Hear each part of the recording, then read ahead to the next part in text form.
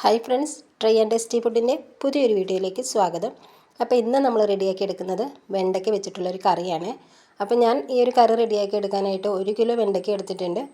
അളവ് നോക്കേണ്ട കാര്യമില്ല കേട്ടോ, നമ്മുടെ കയ്യിലുള്ളതനുസരിച്ച് ഈ ഒരു കറി നമുക്ക് റെഡിയാക്കി എടുക്കാവേ. അപ്പോൾ ഇനി നമുക്കിതൊന്ന് കട്ട് ചെയ്തെടുക്കാം.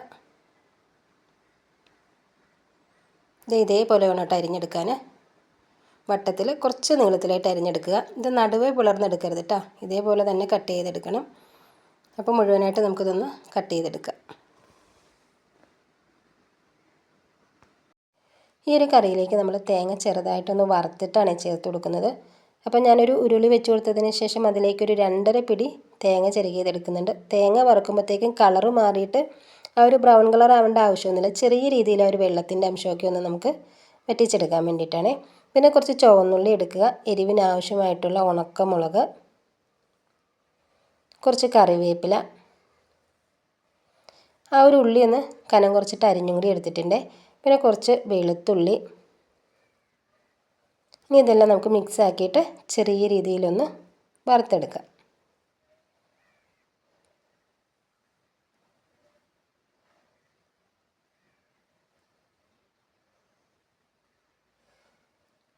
അപ്പോൾ ഇതായിട്ടുണ്ട് കേട്ടോ. നമുക്കിതിന് ഇതിലേക്ക് കുറച്ച് പൊടികളും കൂടി ചേർത്ത് കൊടുക്കാനുണ്ട്.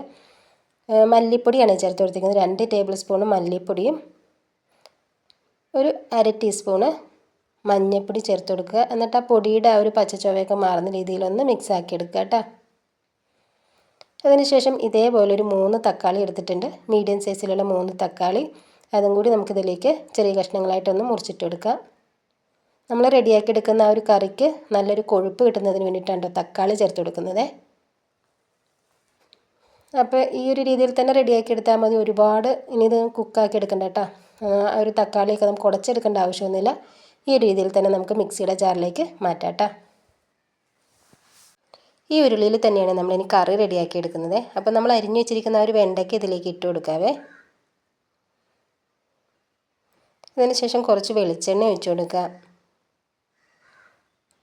ഇനി ഇതെല്ലാം കൂടി ഒന്ന് മിക്സ് ആക്കി എടുക്കാവേ.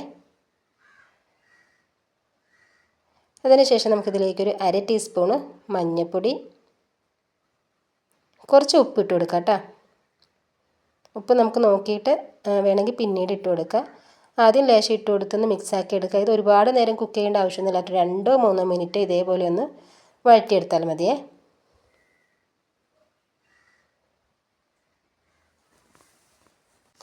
അപ്പോൾ വെണ്ടയ്ക്ക് ഇതേപോലെയാണ് ഒന്ന് വഴറ്റിയെടുത്തേക്കുന്നത്. വെന്തിട്ടൊന്നുമില്ല, ചെറുതായിട്ടൊന്ന് ചൂട് കയറിയിട്ടുള്ളൂ. 2-3 മിനിറ്റ് ഒന്ന് മിക്സാക്കി എടുത്തിട്ടുള്ളൂ. പിന്നെ ഞാൻ എടുത്തിരിക്കുന്ന ഒരു 3 തക്കാളി എടുത്തിട്ടുണ്ടായിരുന്നു, ഒരു 3 സവാള ഇച്ചിരി വലുതാണ് എടുത്തിരുന്നത്. ആ ഒരു സവാള ഇതേപോലെ ഒന്ന് കട്ട് ചെയ്തെടുത്തിട്ടുണ്ട്. തീർത്ത് ചെറുതാക്കിയല്ല, ചെറിയ കഷ്ണങ്ങളാക്കി തന്നെയാണ് കട്ട് ചെയ്തെടുത്തിരിക്കുന്നത്. ഇനി ഇതും കൂടി നമുക്കിതിലേക്ക് ഇട്ട് കൊടുക്കാം. എന്നിട്ടൊന്ന് മിക്സാക്കി എടുക്കാം കേട്ടോ.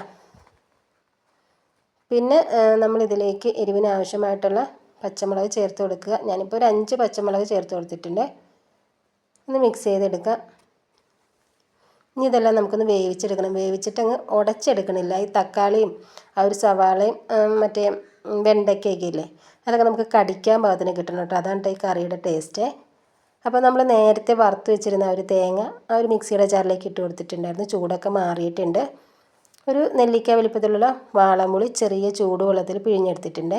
അപ്പോൾ ഞാൻ നേരത്തെ ചൂടുവെള്ളത്തിൽ പുളി ഇടാൻ മറന്നുപോയേ. അപ്പോൾ ചെറിയ ചൂടുവെള്ളം ഒഴിച്ചിട്ട് പിഴിഞ്ഞെടുത്തതാണ്. ഇനി ഈ പുളിവെള്ളത്തിൽ നമുക്ക് ഈ തേങ്ങയൊന്ന് അരച്ചെടുക്കണം. അപ്പോൾ അരച്ചെടുക്കാൻ പാകത്തിന് ആ ഒരു വെള്ളം ഇല്ലയെന്നുണ്ടെങ്കിൽ കുറച്ചും കൂടി വെള്ളം കൂട്ടിയിട്ടൊന്ന് അരച്ചെടുക്കുക കേട്ടോ. അപ്പം നമ്മുടെ വേവിക്കാൻ വെച്ചിരിക്കുന്ന ആ ഒരു വെണ്ടയ്ക്കയൊക്കെ റെഡിയായിട്ടുണ്ട്. ഇതേപോലെ മതി കേട്ടോ, എന്നാലാണ് ആ ഒരു കറിക്ക് നമുക്ക് ചെറിയ രീതിയിൽ കടിക്കാനൊക്കെ ആയിട്ടൊന്ന് കിട്ടുള്ളേ. വെന്ത് കുഴഞ്ഞു പോകരുത്. ഇനി നമുക്കിതിലേക്ക് അരച്ച് വെച്ചിരിക്കുന്ന ഒരു അരപ്പ് ഒഴിച്ചു കൊടുക്കുക. നല്ലോണം ഒന്ന് മിക്സ് ആക്കി എടുക്കുക കേട്ടോ. പിന്നെ വെള്ളം ഒഴിച്ച് കൊടുക്കുമ്പോൾ ചാറായിട്ടാണ് വേണമെന്നുണ്ടെങ്കിൽ കുറച്ച് വെള്ളം കൂടുതൽ ചേർത്ത് കൊടുക്കുക. ഞാനിപ്പോൾ ഒരു കുഴമ്പൻ രീതിയിൽ ഒരു കുറുകിയ ഗ്രേവിയോട് കൂടിയുള്ള കറിയാണ് റെഡിയാക്കി എടുക്കുന്നത്. അപ്പോൾ കുറച്ച് വെള്ളമാണ് ഒഴിച്ച് കൊടുത്തിട്ടുള്ളൂ. നല്ലതുപോലെ മിക്സാക്കി എടുക്കുക. എന്നിട്ട് അടച്ച് വെച്ചിട്ടൊന്ന് വേവിച്ചെടുക്കുക കേട്ടോ. അപ്പോൾ നമ്മുടെ കറി ഇവിടെ റെഡി ആയിട്ടുണ്ട്. നല്ലതുപോലെ നമ്മൾ ഒഴിച്ചു കൊടുത്തിരുന്ന ഒരു വെള്ളമൊക്കെ വറ്റിയിട്ട് ചാറൊക്കെ കുറുകി വന്നിട്ടുണ്ട്.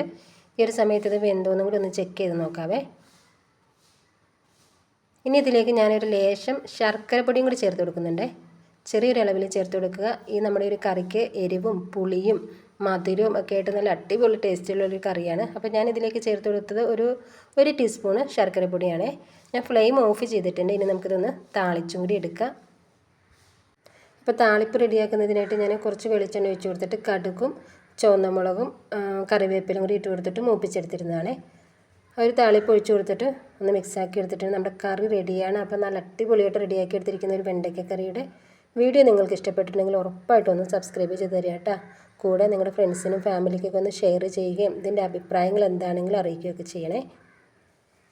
അപ്പോൾ ഈ ഒരു കറിയുടെ വീഡിയോ നിങ്ങൾക്ക് ഇഷ്ടപ്പെട്ട് കാണുമെന്ന വിശ്വാസത്തിൽ ഇനി നമുക്ക് പുതിയൊരു വീഡിയോയിൽ കാണാം.